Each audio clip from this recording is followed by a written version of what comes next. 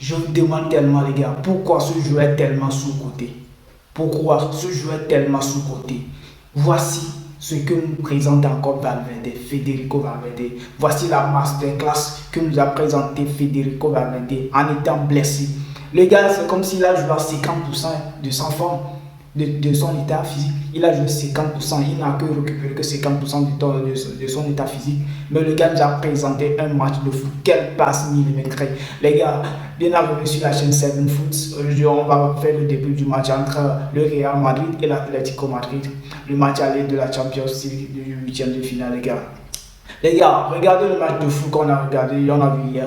Regardez la masterclass, le jeu intelligent, hein? Ce joueur qui est tellement sous-coté du Real Madrid. Je vous le dis dans chacune de mes vidéos que Rodrigo peut jouer que à l'aile droite pour que le Real Madrid, à part le Real Madrid, moi je ne vois aucun club que le Rodrigo pouvait accepter jouer à l'aile gauche. Parce qu'il y a Vinicius là-bas, il y a Vinicius qui se permettent de temps en temps pour l'aile gauche. Pour les droits, je savais que ce sera pour le Real Madrid, seul le Real Madrid, les gars. Regardez le match.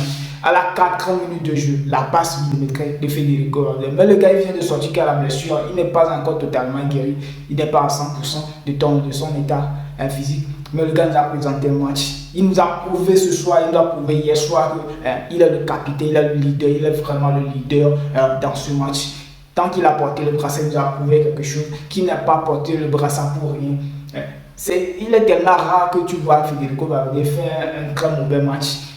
Hier soir, si on a vu les matchs qu'il nous a présentés, latéral droit, latéral gauche, tu mets n'importe où, milieu, le gars il assume tout. Il assume tout, les gars, Federico Valverde. Moi, je pense qu'on doit quand même le jouer pour lui parce que ce qu'il nous a donné hier soir dans ce match, on entendait toujours cela. Ce qu'il nous a donné le soir. Kylian Mbappé, Vinicius, les gars. Pour Kylian Mbappé, moi j'aimerais qu'on lui donne un surnom, El Fantomas. El Fantôme, pourquoi? Parce que Kylian Mbappé, il était invisible dans ce match. Tant qu'il faisait beaucoup d'efforts, mais il est toujours invisible dans ce match. Pourquoi? Parce que quand il prenait la balle, il y a déjà 2 ou 3 joueurs sur lui d'Atlético Madrid. Il y a 2 ou 3 joueurs sur lui qui lui défendait, qui lui taclait, le fait du n'importe quoi. Les gars, cette équipe d'Atlético Madrid, ce n'est pas une équipe à sous-estimer parce que l'équipe est tellement disciplinée. L'équipe est tellement disciplinée. Il nous a prouvé quelque chose hier soir, comme en Angleterre. Tant que le match n'est pas encore terminé, ils ne lâchent rien. Les gars, ils n'ont rien lâché. C'est tellement discipliné. Vous voyez la discipline, les jeux collectifs. Arrivé à un moment qu'on a fini de marquer le but, ils ont repris le match, ils ont repris l'avantage. C'est comme si nous on n'existait plus jusqu'à l'égalisation du but. Pourquoi ne pas parler de Julian Alvarez, les gars? Pourquoi ne pas parler de lui? Pourquoi ne pas parler de ce joueur? Ce joueur, moi je pensais vraiment qu'il devait quitter. Il a fait un bon choix d'avoir quitté Man City pour ne plus être un remplaçant. Parce que ce qu'il fournit à l'Atlético Madrid, le gars il devrait être un titulaire indiscutable. Imagine aussi Rodrigo parti du Real Madrid, rejoint PSG, Arsenal, bien Man City, tous les gros clubs qui le réclament, ce que le gars peut nous donner. Vous voyez la récupération de la balle, le petit dribble de l'extérieur et la frappe, la finition du jeu. Imaginons qu'il était à l'aile gauche. Le gars Rodrigo, la Champions, c'est sa compétition fétiche, quoi. C'est sa compétition fétiche. Tant Vinicius pouvait s'asseoir à table avec lui, parler de la Champions League, mais arrivé à un moment donné, Vinicius aussi invisible. Quand même qui fait des grands matchs dans la Champions League, mais Rodrigo, il a toujours à mettre des buts, il a fait quelque chose qui pouvait mettre l'équipe en avance. Les gars, Rodrigo est tellement sous-coté.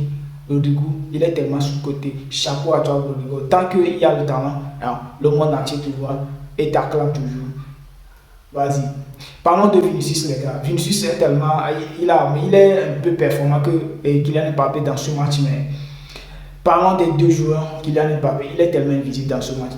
Tant il fournissait des efforts, mais ça passe pas. Ça ne passe pas. Tant qu'il prend la balle, il y a toujours 2 ou 3 joueurs qui lui taclent, qui lui faisaient du n'importe quoi, les gars. C'est ça, l'Atlético Madrid. Ne reposons pas sur nous. D'attendre que de 1, on a déjà gagné ce match, qu'on va se reposer sur nos oreilles. Les gars, on va se faire avoir. Comme la première mi-temps, on va se faire avoir. Parlons de Brahim Diaz, les gars. Ce joueur, il a Chambre aussi. Diego Simeone. Diego Simeone, il a fait un interview quand il a parlé des milieux, il a parlé de Bellingham et quelqu'un aussi.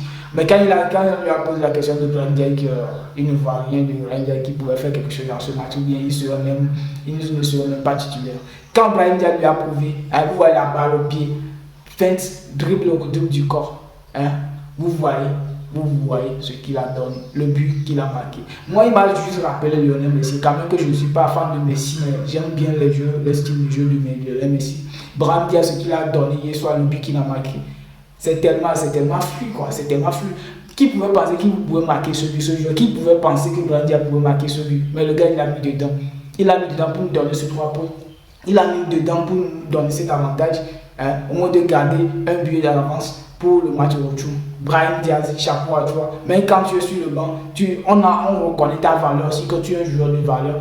Que même quand toi tu titularises, tu pouvais faire quelque chose, quelque chose d'utile, quelque chose de productivité.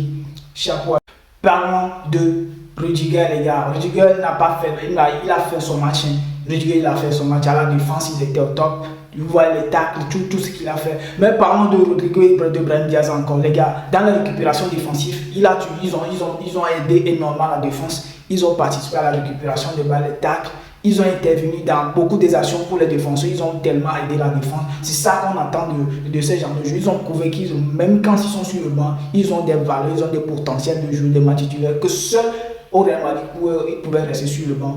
Parlons de Tchouaméni, les gars. Tchouaméni, à premier mi-temps, il n'a pas fait un temps grand-chose, mais vu la deuxième mi-temps, ce qu'il a fourni, les tacles, les récupérations, les passes, il a aussi une récupération et des mouvements du corps qu'il a fait. Il faisait la défense et même au milieu.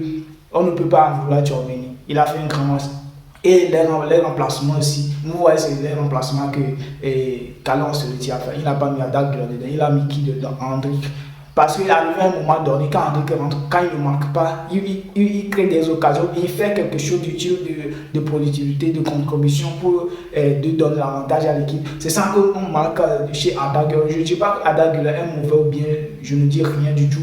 Je ne dis rien de cela, mais arrivé à un moment donné, il faut choisir les joueurs opportuns dans le match opportun. C'est pourquoi il a mis Hendrick dedans. On ne peut pas lui en vouloir. Et Federico Valverde, tu as fait ton match. Quand vous pouvez donner, moi, il n'y a que 3 joueurs que moi j'ai vu comme pour dire homme du match. Il y a pour moi Rodrigo, il y a Valverde, il y a Brahim Diaz. Et Rodrigo aussi le mérite largement. Tous les 3 joueurs, si on le donne l'homme du match, quand même que Rodrigo a récupéré. Chapeau à toi. Dites-moi de ce que vous pensez de ce match. Et les défauts, bien, des choses qu'on peut en parler dans les commentaires. N'hésitez pas à vous signaler dans les commentaires et likez la vidéo pour plus de référencement. Et abonnez-vous pour ne plus manquer mes prochaines vidéos. Peace out.